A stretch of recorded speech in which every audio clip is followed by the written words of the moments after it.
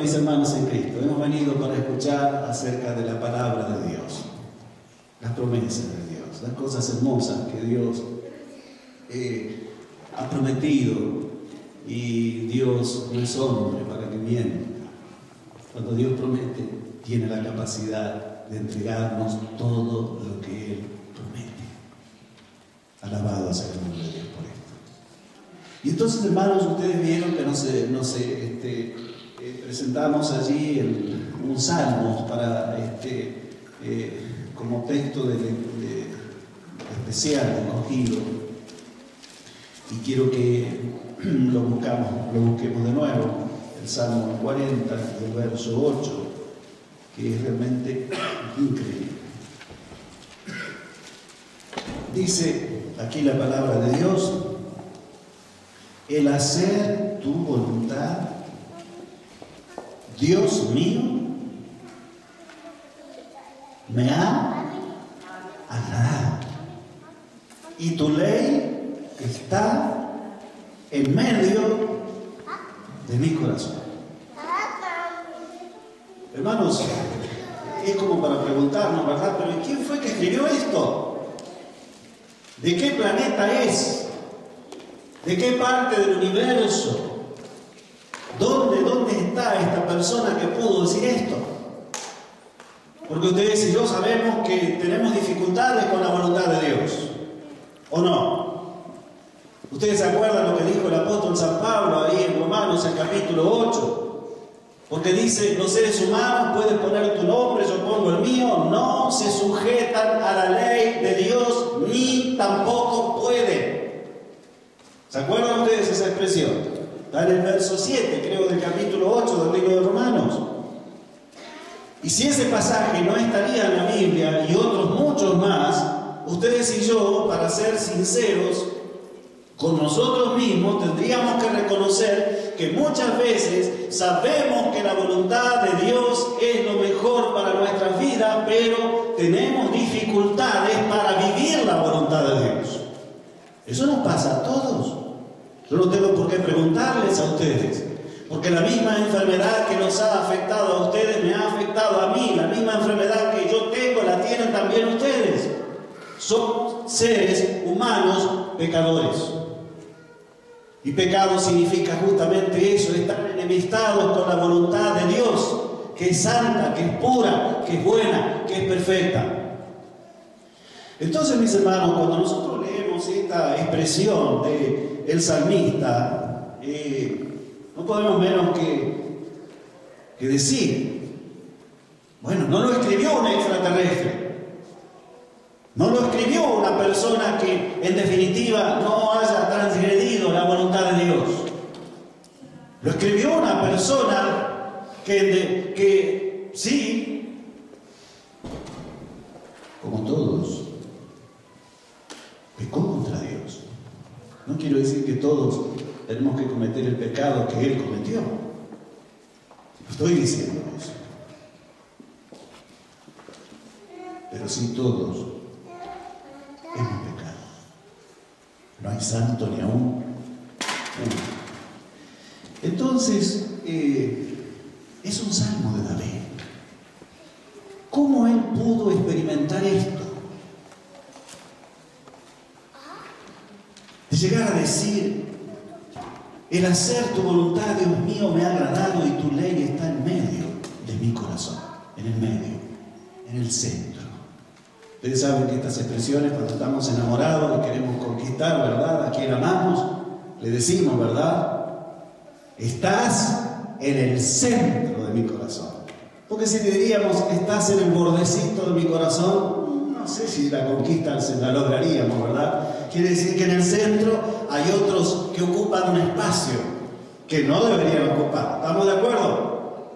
¿Estamos de acuerdo? Si tú quieres conquistar, ¿verdad?, a la muchacha, tienes que decirle: estás en el centro de mi corazón. Esa es la parte más importante. El salmista dice que en el centro del corazón de él, del alma de él, está ¿qué cosa? La ley de Dios. Increíble. Ahora, él mismo, mis hermanos, es el que escribió acá, en este mismo salmo, los versos 11 a 13. Y vamos a ver qué pasó. ¿Por qué él pudo llegar a hacer esta declaración? Entonces leo: Jehová, verso 11 del capítulo 40, no retengas de mí tus misericordias. Quiere decir que él gustó y saboreó el proceso ¿de qué? De la misericordia de Dios. La misericordia de Dios tiene que ver con el perdón de Dios.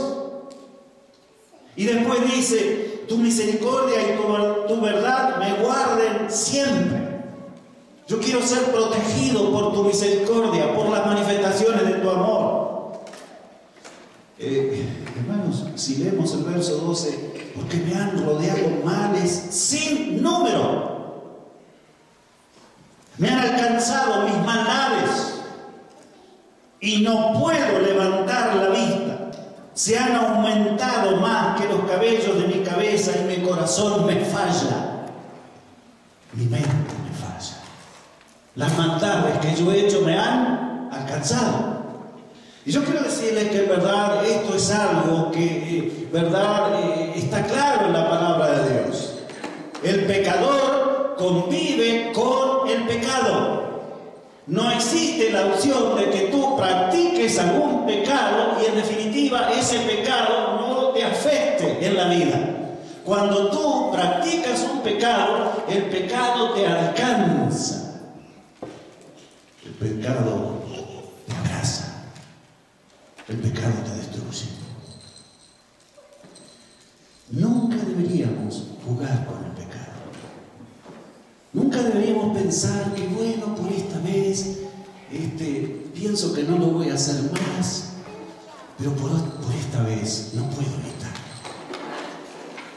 Yo quiero decirte que en verdad, siempre, si vas a Jesús,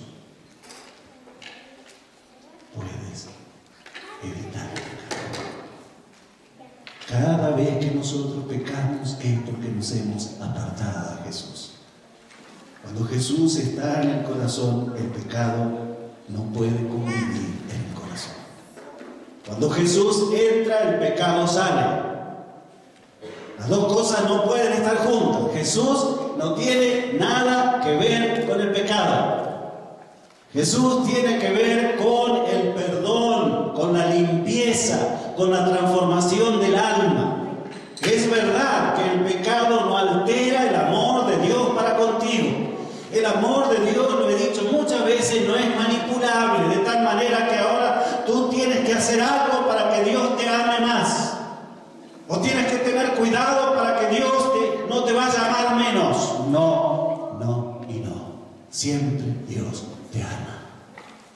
Lo único que sabe hacer Dios es amarte. Y amarte. Y amarte. No se puede alterar el amor de Dios. No se puede. Tú no puedes hacer nada para perder el amor de Dios. Lo que tú puedes perder es la salvación, pero no el amor de Dios. Por eso que ese concepto erróneo, ajeno a la palabra de Dios, de la existencia del infierno, donde ahora los impenitentes, los que no han aceptado la voluntad de Dios, están retorciéndose, quemando, sufriendo por toda la eternidad, es un concepto aberrante, asqueroso y repugnante que no refleja el carácter de Dios. Es verdad que la Biblia habla de que los que se pierdan van a tener algún momento de sufrimiento. Tal vez horas, días, hasta podría ser una semana, no sé, no lo revela la Biblia. Pero jamás existirá el sufrimiento por toda la eternidad. Eso no existe. Bíblicamente, lo que existe es el fin de aquellas vidas que rechazaron a Dios y al rechazar a Dios mueren eternamente. Mueren. No existen más. Eso es lo que dice la Biblia. ¿Podrías tú considerar que Dios es amor? Si seres humanos aquí en el transcurso de 60, 70, 80 años no han querido hacer la voluntad de Dios y ahora Dios los hace sufrir por toda la eternidad. ¿Es amor eso? Es posible. ¿Podrías tú disfrutar del cielo si hay un ser amado que en definitiva está retorciéndose por toda la eternidad, sufriendo mientras tú estás disfrutando del cielo, del Edén restaurado, del paraíso de Dios? ¿Podrías tú disfrutar? Nunca, nunca, nunca.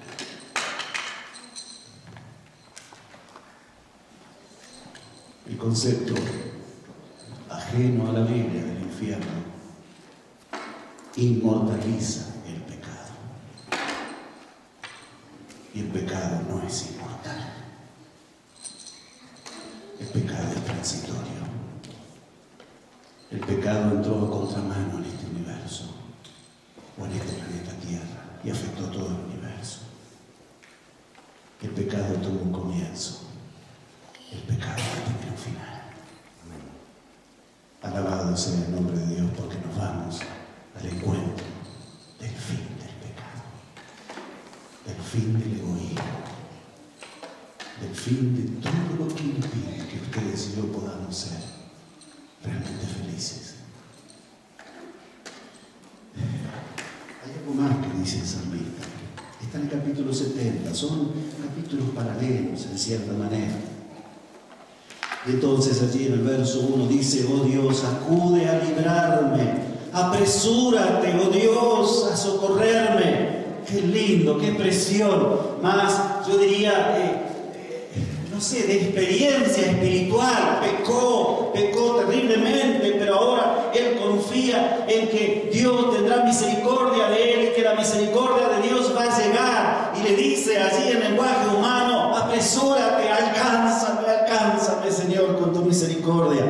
Si leo allí en los versos 4 y 5, dice: gócense y alégrense en ti todos los que te buscan, y digan siempre los que aman tu salvación: engrandecido sea Dios. Yo estoy afligido y menesteroso, apresúrate a mí. Oh Dios, ayuda mía y mi libertador eres tú. Oh Jehová, no te detengas. Hermoso, por eso, mis hermanos, porque él experimentó la salvación, es que él pudo decir después de haber pecado tan feo contra Dios, pudo decir: tu ley está en el centro de mi corazón, me gozo en tu voluntad. ¿Por qué? Porque pudo experimentar la salvación. Entonces hay esperanza para mí. Hay esperanza para ti. Puedes poner tu nombre, yo pongo el mío. Hay esperanza de salvación en Cristo Jesús.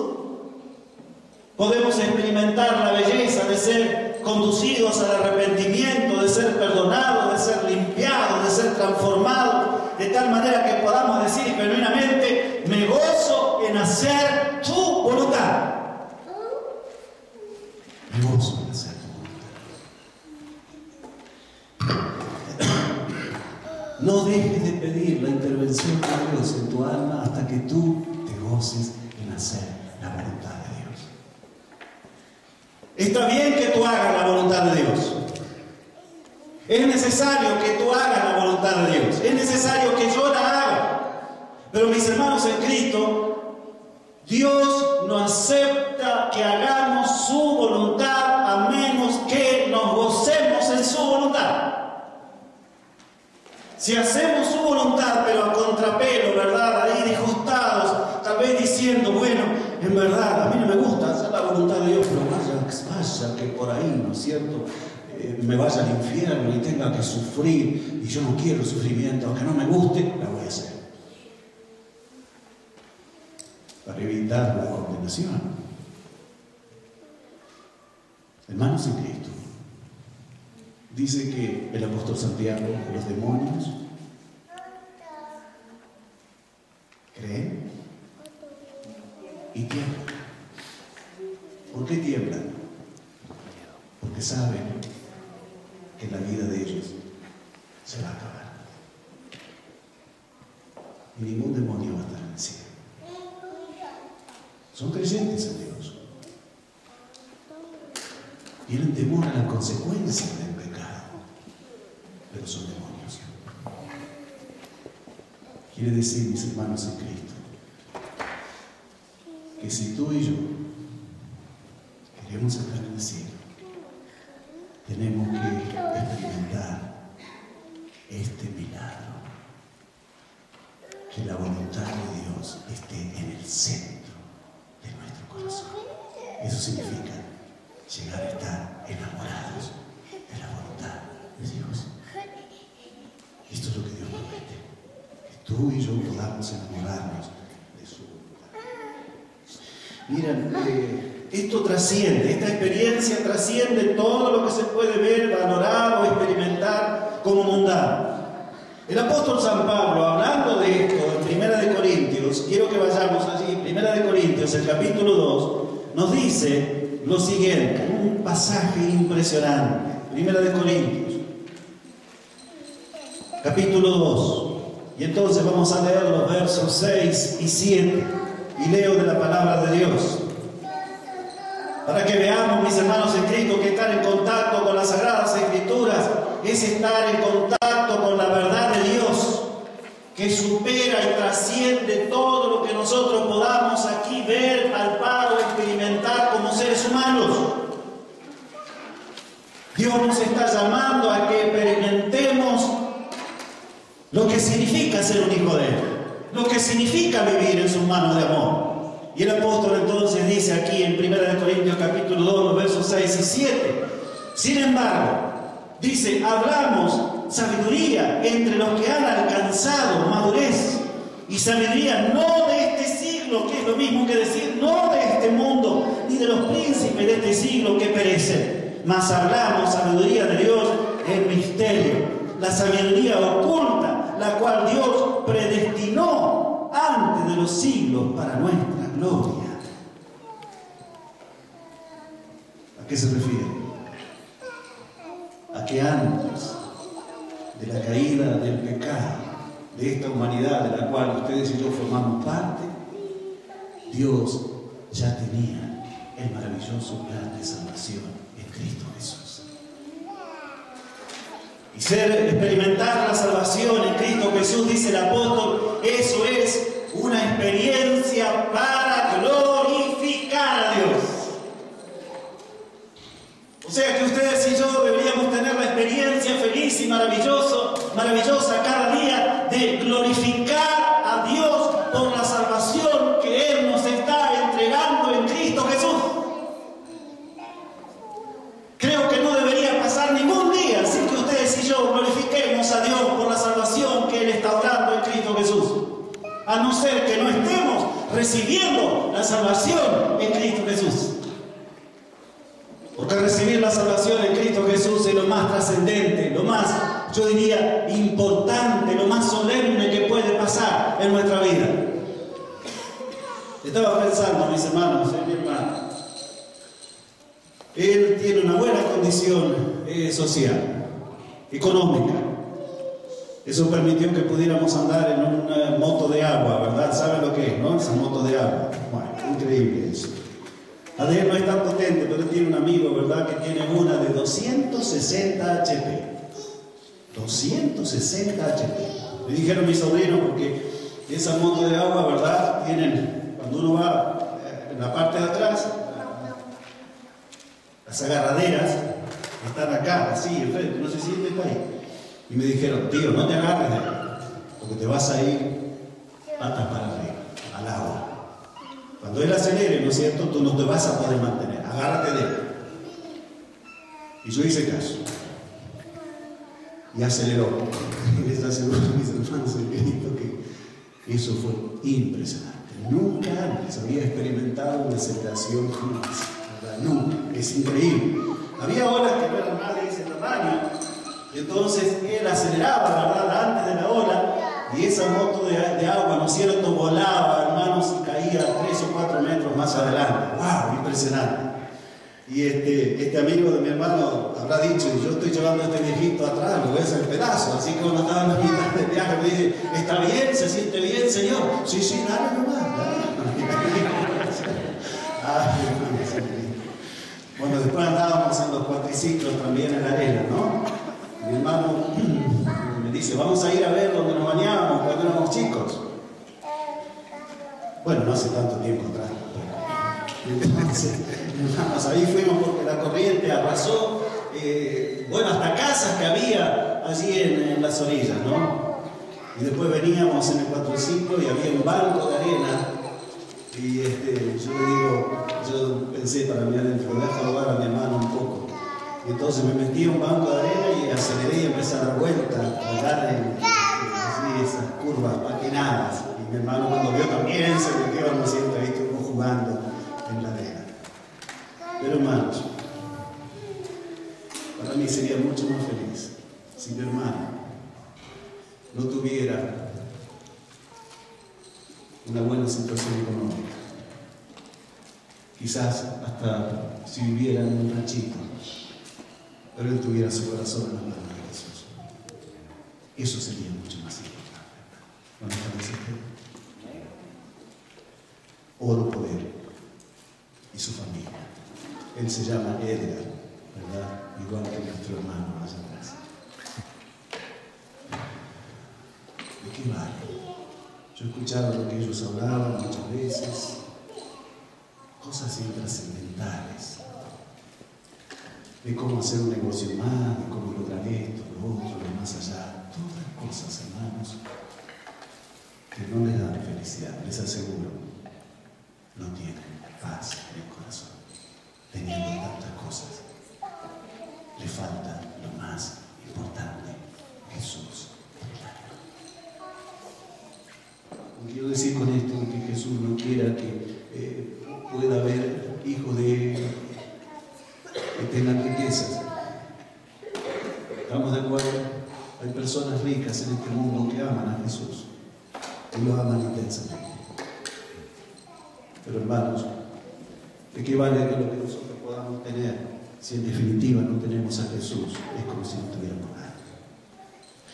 Bueno, aquí estaba hablando sabiduría de Dios, el misterio. La sabiduría oculta, reservada, hasta que entró el pecado y Dios entonces accionó la salvación.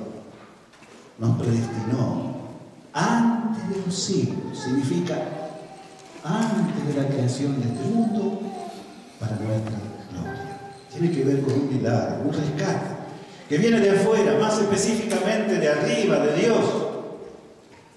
Y ustedes y yo sabemos que Dios, además de ser misericordioso, es justo, que Dios es santo y es clemente. En otras palabras, que cuando Dios acciona el plan de salvación, ese Dios justo, ¿verdad? Ese Dios que mencionó, la paga del pecado es muerte, tiene que resolver ahora el problema de la paga del pecado.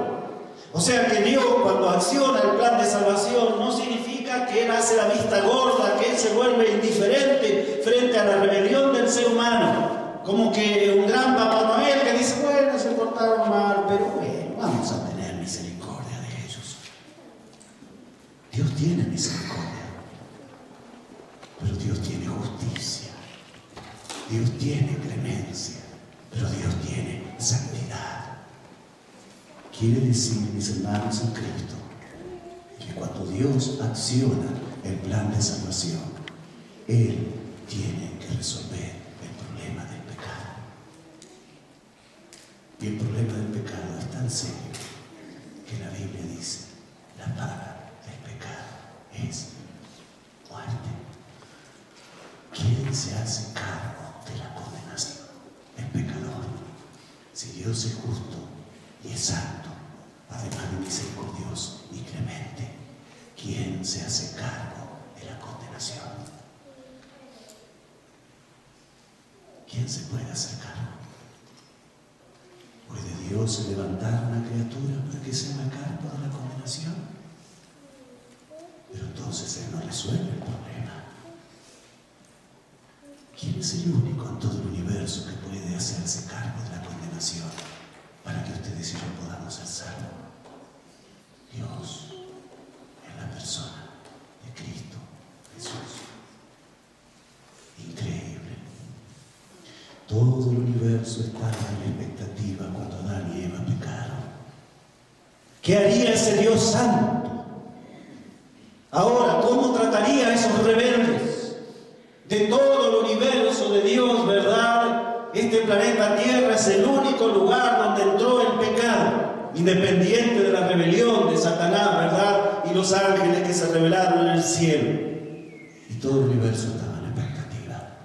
¿Qué va a hacer Dios con esta criatura que se rebelaron? Han ofendido a Dios. Se han apartado de la voluntad de Dios. Se han rebelado de los mandamientos de Dios. ¿Qué va a hacer Dios? Y vino Jesús al Edén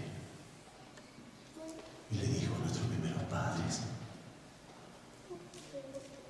va a haber consecuencias porque ustedes pecaron. Va a haber sufrimiento, va a haber dolor, va a haber espinos, cardos, fatigas, envejecimiento, y aún van a morir, pero no van a morir eternamente si ustedes aceptan a Cristo como Cordero de Dios, como sustituto. Por eso que el capítulo 3, el verso 21 del libro de Génesis dice que Dios vistió a Adán y a Eva de piel. Y ustedes y yo sabemos que era piel de cordero. Porque Jesús es el Cordero sin mancha y sin contaminación, que entregó su vida para que nosotros podamos tener la vida eterna. Porque Dios es misericordia, pero es justicia, es clemencia, pero es santidad. Dios enfrentó el pecado. El ofendido cargó la ofensa. El ofendido llevó las rebeliones y las consecuencias de esa rebelión. Cristo Jesús fue maldito por nuestros pecados, la maldición que nosotros merecíamos.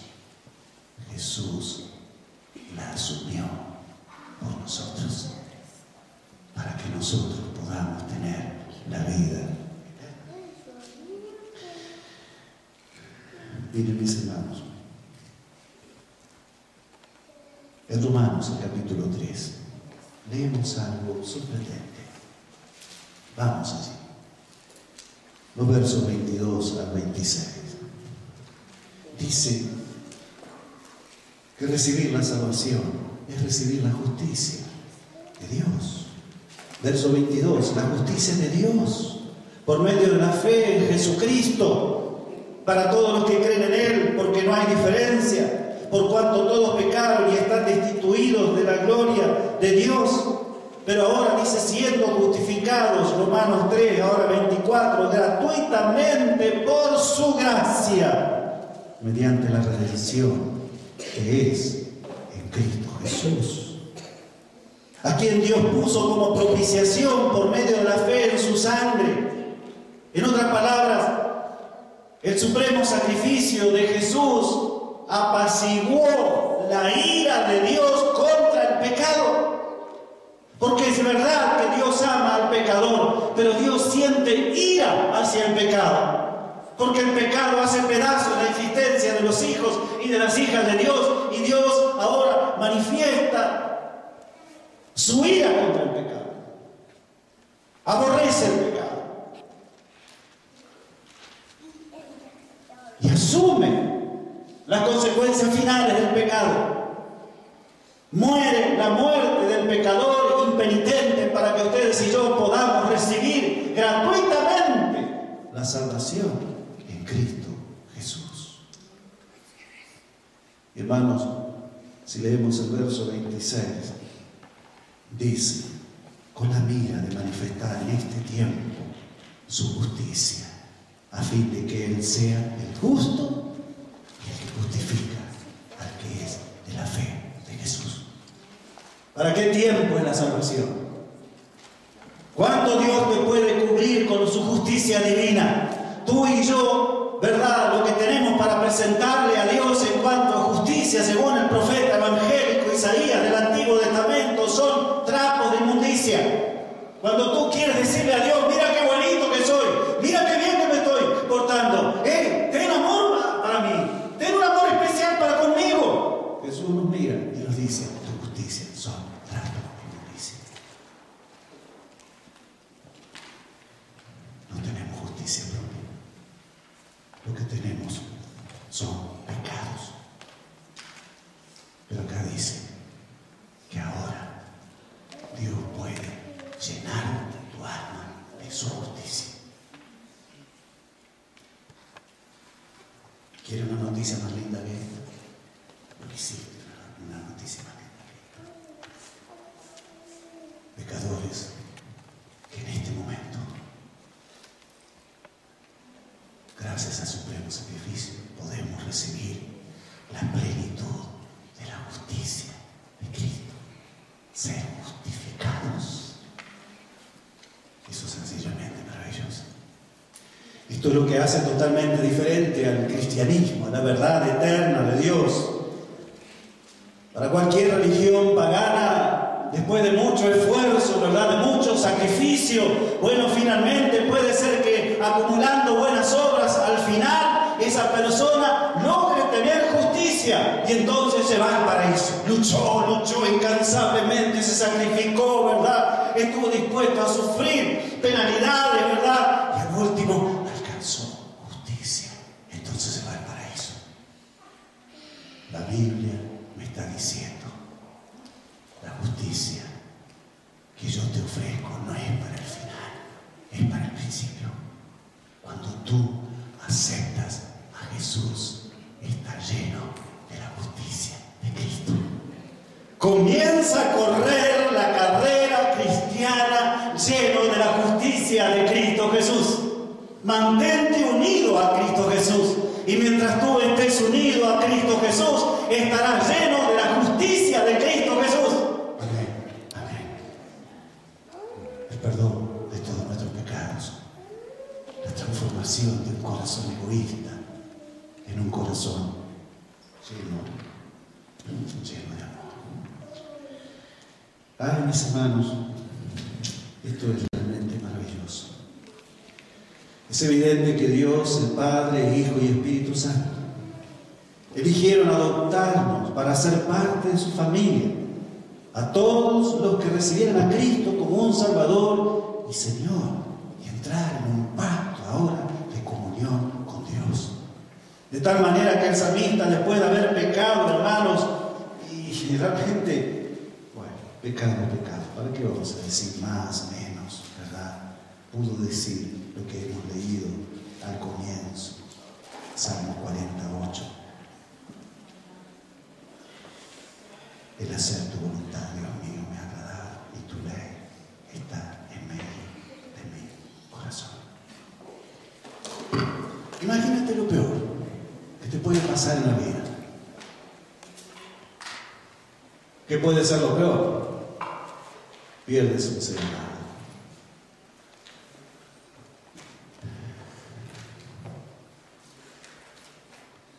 Estabas enamorado de alguien y se enamoró de otro o de otra. Eso es lo fuerte, ¿no? Eso es fuerte. Puedes perder el trabajo, puedes tener tantas dificultades, ¿verdad? Imagínate lo peor. Pon el peor problema que tú has tenido que enfrentar o que estás enfrentando ahora. Ponlo, eso es feo. Ahora pon lo mejor que te puede pasar. Te enamoraste de alguien y lo conquistas. ¡Wow!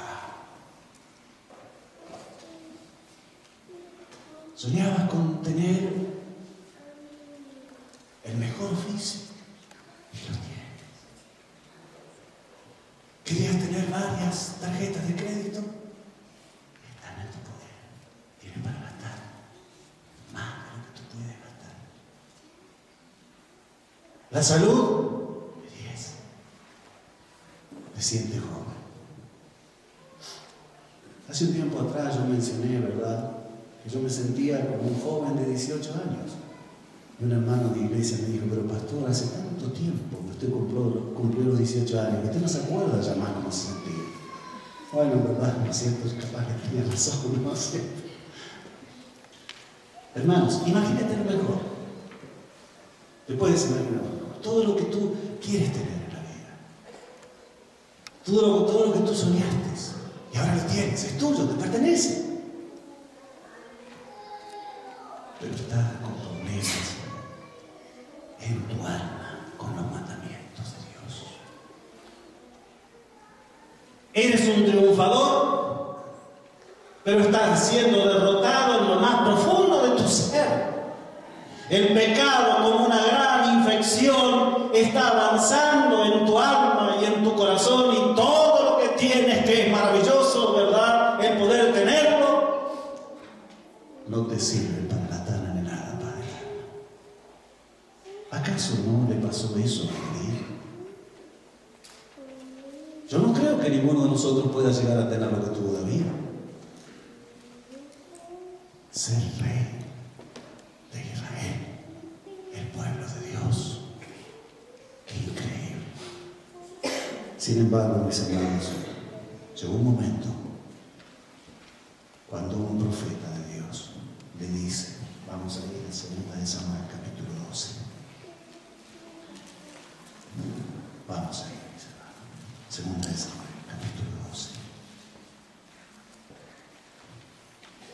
Señalar un pecado a un rey, mis hermanos, es bastante difícil. Porque el rey tiene el poder para terminar con ese profeta o con ese hijo o esa hija de Dios. Ustedes saben, ¿verdad? Una cosa es que nosotros señalemos un pecado a alguien que no tiene la opción de reaccionar contra nosotros, excepto que nos haga la cara fea, ¿verdad?, que nos diga algún disparate y que nos cierre la puerta y diga, no te quiero ver más acá. Pero pudiera ser que él perdiera la vida si no había una reacción espiritual. Era muy serio el pecado de David. Y miren cómo se introduce. 2 de Samuel, capítulo 12, los versos 1 al 7. Jehová envió a Natán a David, viniendo a él, le dijo, había 2 hombres. ¿De quién le habla Natán? ¿Del pecado de él? No.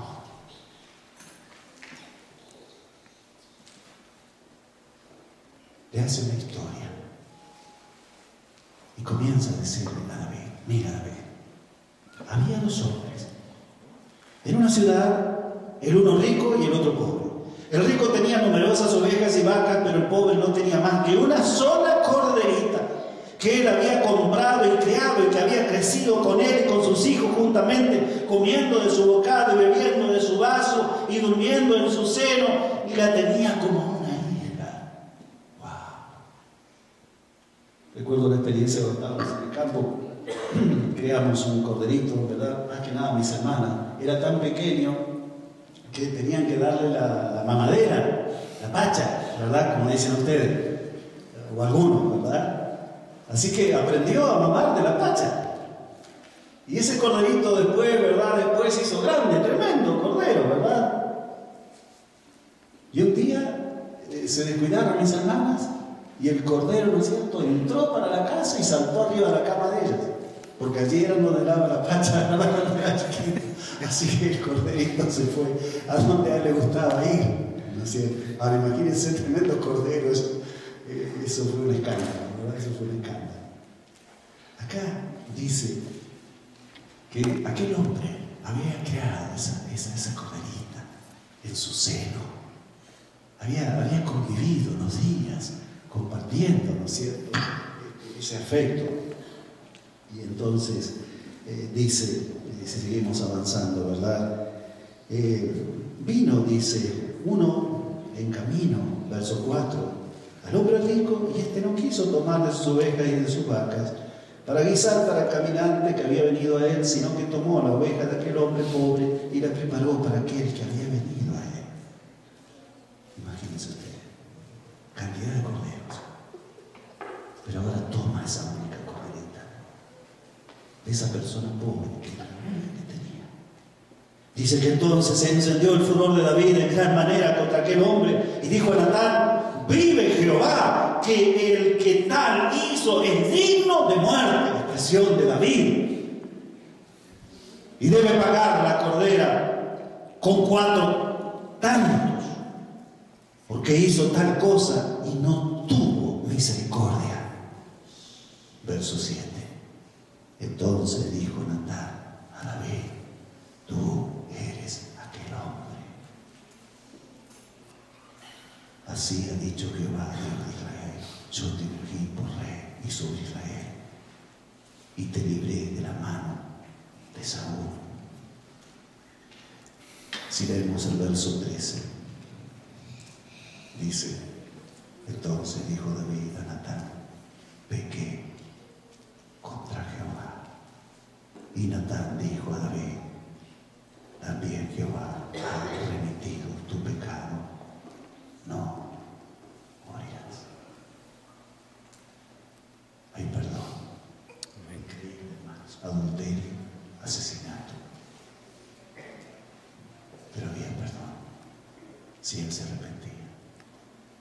Y él se arrepintió y pudo expresar: mi ley está en medio de mi corazón.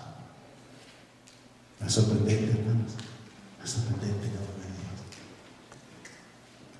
Hay esperanza para mí, hay esperanza para ti.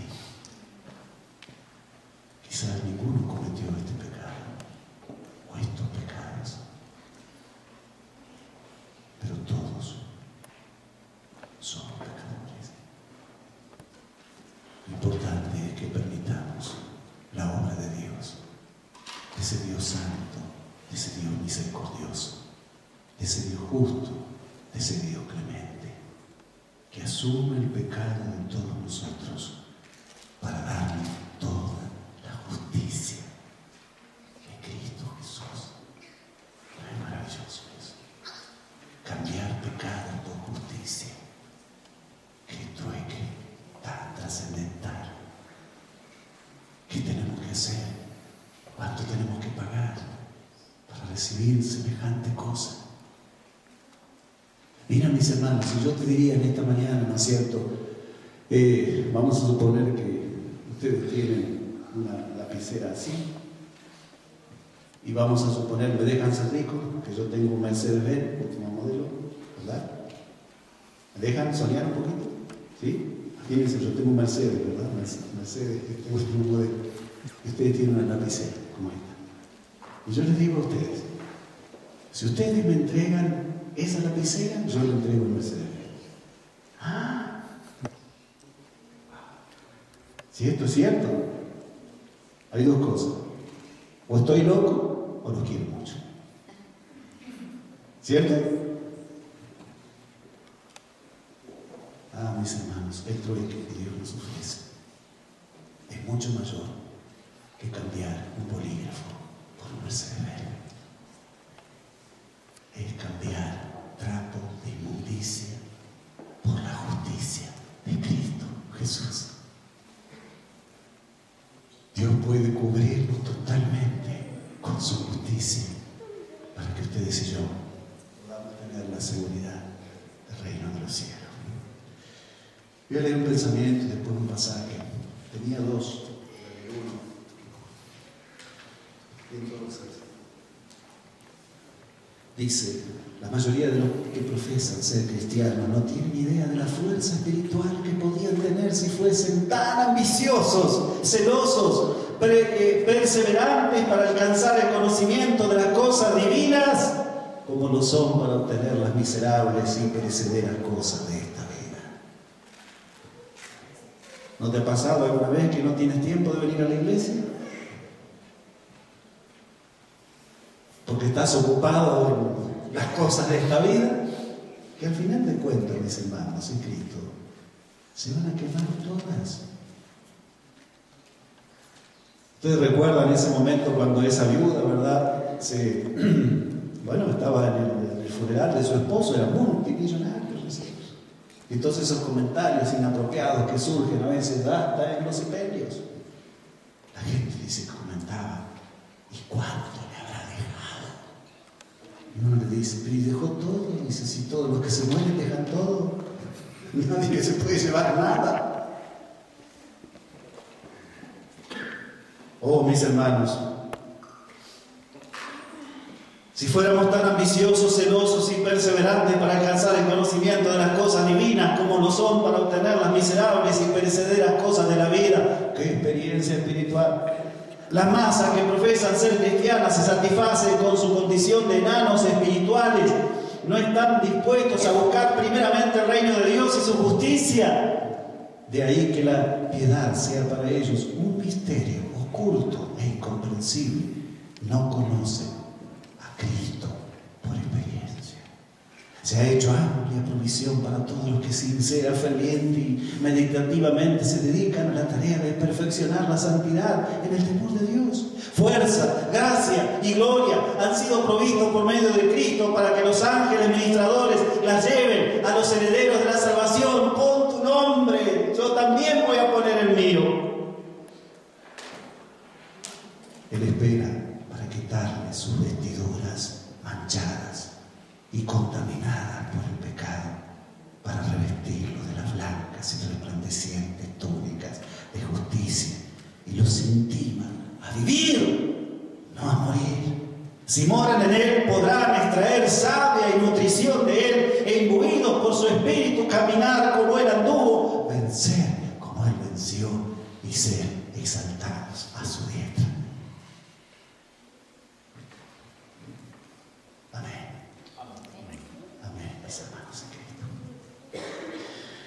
Entonces, yo quiero terminar con dos pasajes. El primero no necesitamos leer, es en Gálatas 2:20. De modo, no, a ver cómo es.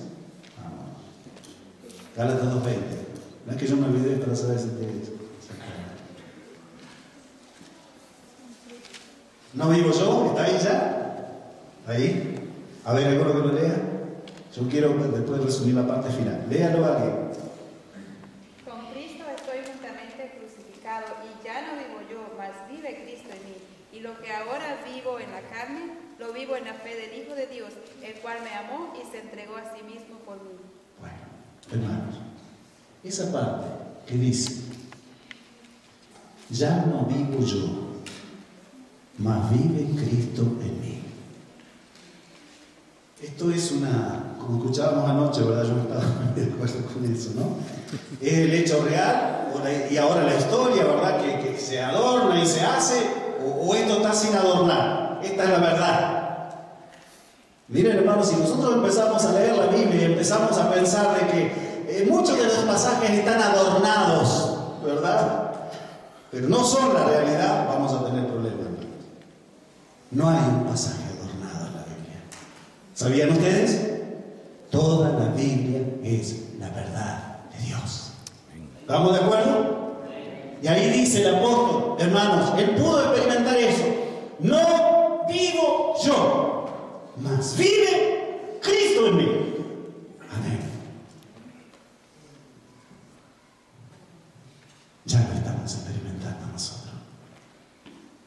¿Verdad que estamos experimentando la belleza de que Cristo esté en el centro de nuestro corazón? Imperfectos, pecadores, débiles, inconstantes.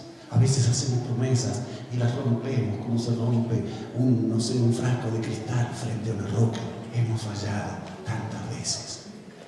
Pero sin embargo, también sabemos lo que es triunfar en Jesús. Dios nos ha dado triunfo. ¿Verdad que sí? ¿Verdad que nos hemos gozado en el triunfo de Jesús? ¿Verdad que hemos podido experimentar lo que significa no hacer nuestra voluntad, sino hacer la voluntad de Dios? Y eso se ha tornado en algo delicioso. Esto es una verdad. Y el otro pasaje con el cual quiero terminar está en San Juan, capítulo 14. Y vamos a ponernos de pie, hermano. Vamos a ponernos de pie y vamos a leer de pie. San Juan, capítulo 14. Y leo de la palabra de Dios los versos 16 en adelante. Dice: yo rogaré al Padre, dijo Jesús poco antes de ascender, y entonces, ¿verdad?, os dará otro consolador para que esté con vosotros por un poco de tiempo. Para siempre. Ahora también, ese siempre se hace presente en esta mañana de sábado. Aquí está Cristo Jesús a través del Espíritu Santo con nosotros. Y si tú lo has permitido, en el corazón de cada uno de nosotros. El Espíritu de verdad, al cual el mundo no puede recibir porque no le ve ni le conoce, pero vosotros le conocéis porque mora con vosotros y estará en vosotros. No os dejaré huérfanos, vendré a vosotros. Mis hermanos, es evidente que la paga del pecado, dos grandes problemas, hermanos, que enfrentó Dios. La paga del pecado fue asumida por Cristo Jesús. Él pagó esa deuda que nosotros no podíamos pagar. La muerte sustitutiva significa que Dios resolvió el problema de la condena del pecado en Cristo Jesús. Primer problema, está resuelto. Estábamos condenados, pero ahora en Jesús estamos salvados. Segundo problema, el poder del pecado, ¿verdad?, ha sido desplazado por el poder de Cristo que mora en nosotros por medio de la operación del Espíritu Santo. Wow, hermano. El poder del pecado ha sido desplazado por la obra efectiva del Espíritu Santo que mora en nosotros.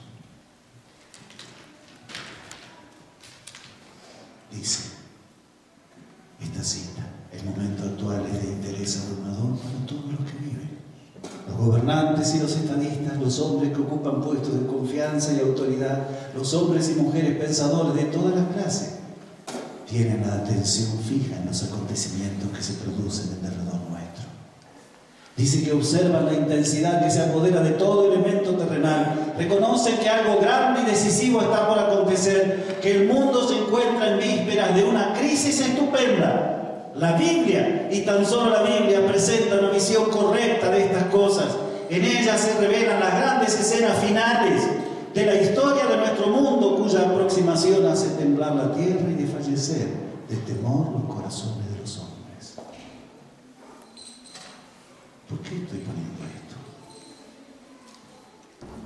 Porque si tú crees que vas a tener paz en el alma, porque todo va a ir para mejor, porque todas las cosas externas que acontecen en este mundo van a parecer un paraíso, estás tremendamente mal informado.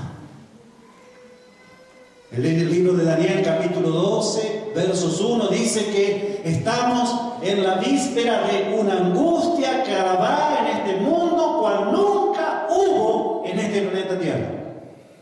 Y esa angustia tan grande será la oportunidad para que Dios se manifieste en el corazón de las hijas y de los hijos de Dios que estamos experimentando la salvación. Llegará el momento, hermanos, en Cristo, cuando el mundo se hará pedazos. Y como leí ese pensamiento, hoy no creyentes contemplan la humanidad, contemplan los desórdenes, ¿verdad?, que está sufriendo este planeta, y dicen: algo grande está por acontecer. No son creyentes, pero ven que este mundo se está haciendo pedazos. Y en medio de eso están los hijos y las hijas de Dios que están disfrutando cada vez más de la obra del Espíritu de Dios, transformando sus corazones y sus vidas y otorgándoles la tan anhelada paz del alma en medio de un gran conflicto, del fin de este gran conflicto. ¿Dónde están tus esperanzas? ¿Tú crees que vas a buscar a Dios en primer lugar cuando todos tus problemas problemas se solucionan como algunos predicadores prometen. Yo quiero decirte en el nombre de Dios y con la autoridad de la palabra, los grandes tiempos de benignidad, mis hermanos en Cristo, están pasando. Nos esperan tiempos difíciles, pero el gran problema será para aquellos que no tienen a Jesús en el alma, porque van a desesperar, van a angustiarse hasta la muerte, hasta van a pedir la muerte, porque ven que todas sus ilusiones humanas no se cumplen. Ustedes y yo sabemos que todavía no estamos en el cielo. Ustedes y yo sabemos que no hay ninguna promesa que Dios diga voy a mejorar este mundo. Ustedes y yo sabemos que Dios dice este mundo no tiene arreglo. Haré un cielo nuevo y una tierra nueva y los voy a llevar a ese Edén restaurado. Pero antes ustedes tienen que permitir que yo haga nuevo el corazón de ustedes. Y esa es la promesa de Dios. Y por eso es que estamos en este lugar. Porque queremos experimentar ese milagro de un corazón lleno de amor, donde el centro de la voluntad de Dios esté en el alma nuestra. Porque amamos más y más la voluntad de Dios. Caemos, nos arrepentimos, pedimos perdón, pedimos transformación, pedimos una nueva vida en Cristo y pedimos, ¿verdad?, que se pueda cumplir lo que expresó David, un hombre que cayó, ¿no es cierto?, tan miserablemente, pero que fue restituido, que fue salvado en Cristo Jesús y que pudo decir después de esos tremendos pecados: tu ley está en medio de mi corazón. ¿Queremos ese milagro, mis hermanos? ¿Saben una cosa? Ese milagro es el más importante en la vida.